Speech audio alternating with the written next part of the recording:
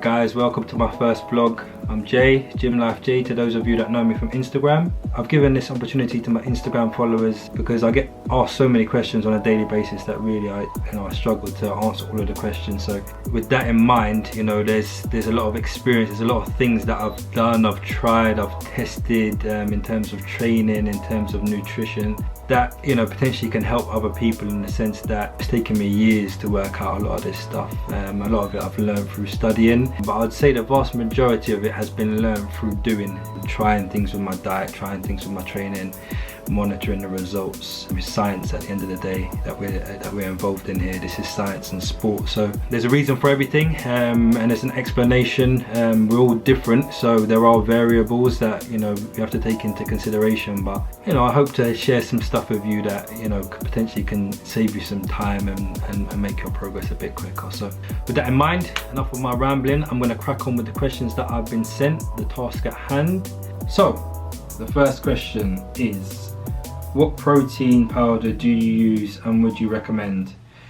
Okay, so this is a common question I get all the time from people. I've tried loads of different proteins over the years, flavors, manufacturers, and it really depends on your preference in terms of goals you have, in terms of, are you trying to build mass, are you trying to get lean? For me personally at the moment, my goals are to build lean mass, which involves a lot of protein and a lot of carbs. Now I could get a shake that has carbs in it, but I prefer to get my carbs elsewhere in my diet. So the protein that I choose is very low carb, very low sugar. I use Optimum Nutrition, USN, PhD, SciTech. You try them and you see which ones taste nice, but mainly look at how much carbs, how much protein, sugar they have in them. Like I said, if you want to build mass and you don't have loads of time to prepare your food and get all your carbs in, then maybe you'll go for a shake that has lots of carbs. It doesn't necessarily matter what protein you have, you kind of have to take that into consideration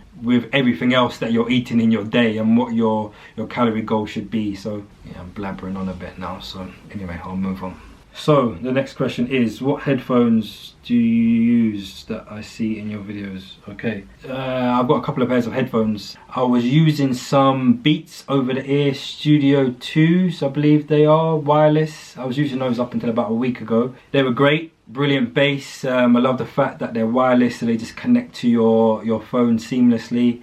But, and it's a big but, I've had two pairs of Beats headphones now, and they've both broken, so I took them back, the ones that I had, because when you spend like £250 on a pair of headphones, you want them to work for a long time. I don't expect them to break after a month, and I've had two pairs now from Beats. So in the gym, sometimes when I'm doing cardio, I've got a cheap pair of headphones that I got from Amazon. I think they were £20. They're called Teotronics or something like that. Again, they're in-ear ones, so they're wireless, so there's a little cable that goes underneath. The main thing for me in the gym is having headphones that don't get in my way, that I don't keep slipping out, because I want to focus on the workout and I want to focus on my reps, I want to focus on my set, I want to be in the zone. I don't want to have to keep like sticking it in halfway through a set, it's falling out. Like, that's bullshit. I ain't got time for that. So maybe just go on Amazon, £20, can't go wrong. Boom. Okay, next question. What type of training is best to get rid of stubborn fat around the hip and thigh area? Hips most importantly.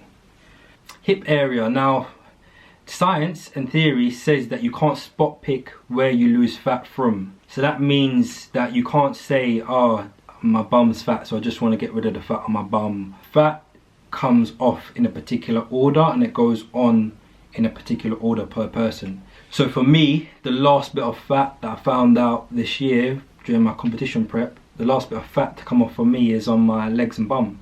Everywhere else was ripped, and I still had fat there. So you have to work out what ordering your fat comes off, and don't think that you can do one type of exercise and it will get rid of it. Again, body fat comes off because you're in a caloric deficit for a sustained period. So if you're putting in 2,000 calories to your body a day and you're burning 2,000, then you've got energy balance, which means that you won't gain weight and you won't lose weight.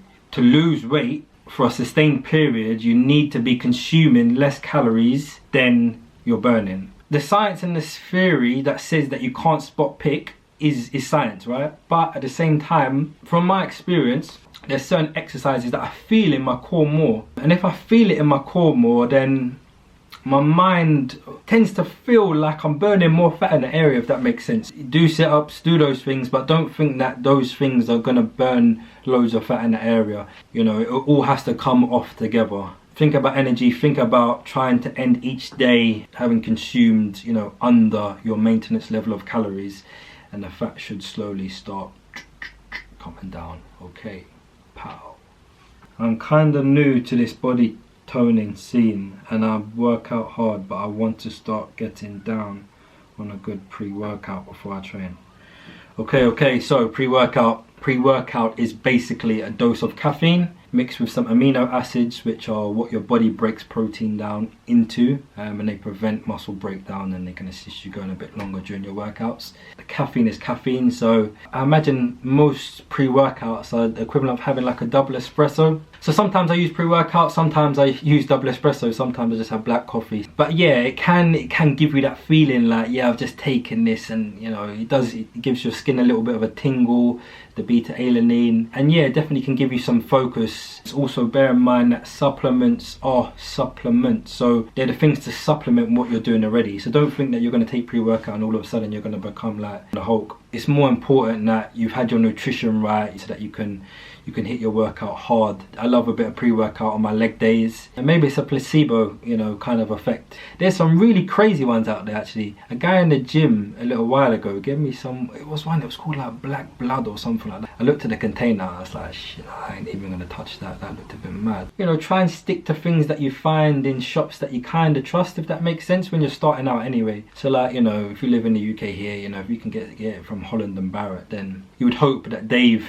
been through the process of making sure that anything that they sell is going to be kind of like competition legal, and it's not going to have any kind of crazy shit in it that's just going to make you feel mad or do anything crazy to your body. So yeah, pre-workout, go for it. So the next question, where are you from?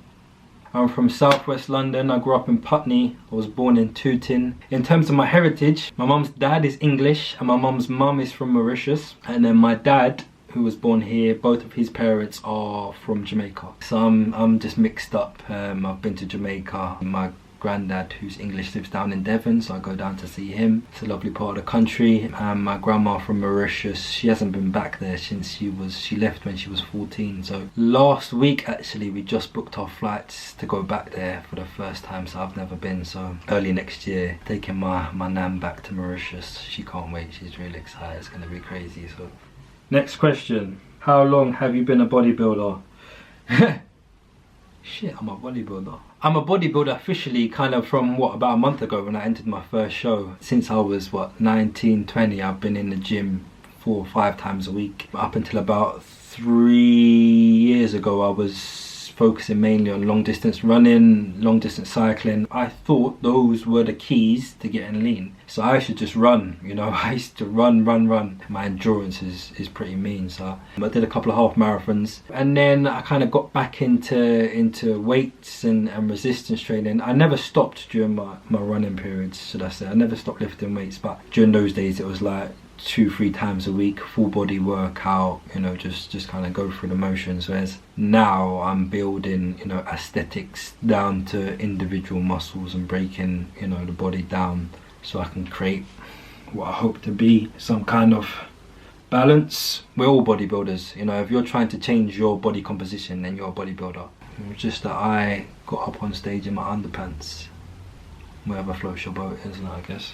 What does your diet consist of? I want to have a small waist and flat belly. Any tips? Okay, so my diet is very varied. You know, I'm trying to put on a bit of size while staying lean, so I'm pretty much eating what I want, you know, in moderation. I'm using MyFitnessPal, so everything is tracked, and I'm working, you know, on the principle at the moment of energy balance, which is science. But yeah, let me keep it simple. In terms of healthy eating, should I say, avoid eating your carbohydrates late at night. You know, a big mistake that people make is that they'll work out really hard in the gym, you know, after a big day at work, then they'll go home, they get home, it's like, 8, 9 o'clock, they'll cook a big bowl of pasta or some rice or potatoes, and they'll sit down and they'll think, yeah, I just did a great workout, so now I can eat all of this. The problem is that carbs are used for energy, so if you don't burn those carbs off, where are they gonna go? That's right, they're going to fat, you know. So timing of your meals, you know, you can eat chips in moderation, you can eat bread in moderation, you can eat anything you want in moderation and at the right time. The government keep changing their mind, eat 5 pieces of fruit, eat 10 pieces of fruit and some vegetables. Like, all of that's a bit misleading in my opinion. You can't eat 5 pieces of fruit or eat, you know, a big box of grapes and think, yeah, I had something healthy, because it's not about that item being healthy. It's about where does that fit in with your energy system. So you're having a big bowl of grapes and thinking that that's good, but do you know how many calories are in that big bowl of grapes? Like, you probably could have had a Mars bar and it may have been less calories. So it's not as simple as just eat these things that are healthy, because it's all about the amount of them that you're eating and when you're eating them. You know, yeah, if you're gonna have, you know, a big dose of carbs, then, and you have it before you go to the gym, then yeah, that's gonna benefit you. It's gonna benefit you because you can use the energy in the gym. Most people having, you know, a small breakfast, medium lunch, big dinner, you want to think of it the opposite way around. So you want to have a big breakfast, a medium lunch and a small dinner, and that will make sure, or that will mean that your body is getting the fuel to use during the day, and as you come towards the day you taper it off, ideally leaning towards, you know, protein sources and non-starchy carbs, vegetables, broccoli, salad, etc., because these things won't turn to fat. These things will, you know, will help you recover. So at night, for example, I'll just have some whey or some protein. But after 5-6 o'clock, you won't really catch me eating much carbs unless I'm bulking. And when I'm bulking, I wake up at 4 o'clock in the morning and eat cookies. Alright, next question. How important is form versus weights? Wow. So this is a great question. I've been going to gyms around the world for years, and I've seen people lifting with some amazing form, and I've seen people lifting with some terrible form. I've been guilty of lifting with bad form before. Ego lifting, you know, I remember when I used to go to the gym and it was about what my guy was pushing, or what the other guy over there, you know, come over and he'll be like, oh, I can push this, and I'll be like, yeah, I can push that too. Do you know what I mean? I'm gonna try and break my back or some shit. But my disposition has changed. Maybe I'm older, maybe I'm wiser. Actually, I'm definitely wiser, and I'm definitely older. Firstly, if you've got bad form, you're going to risk injury, and if you get injured, it's a problem in terms of bodybuilding and in terms of gym life. Injuries are what we try to avoid. They're inevitable, but you want to try to avoid them because you need to be consistent to make progress. And if you can't go to the gym for 2 weeks or a month, then you can't be consistent. That's the first reason that form is the most important thing when you're going to the gym. When you're doing any exercise, the form has to be right. The second reason is that without good form, you can't target the muscles or the muscle that you want. You can't be doing bench with bad form and think that you're going to really hit your chest. You're going to be doing more on your shoulders or your triceps. Form is what makes the exercise work. Yeah, anyone can swing a big weight up and down. Slow the tempo of the rep down and think, consciously think of that muscle. Yeah, isn't that gonna hit my bicep more effectively than if I'm look at that, go like that. It's like an uppercut. I'm using my shoulder, I'm using my back. Anyone can do that. Nah, let's get the form right. Yeah, get the form right. If you can feel the exercise in the muscle that you want to, then your form can't be that bad. Also comes down to, you know, what your goals are, I guess, you know.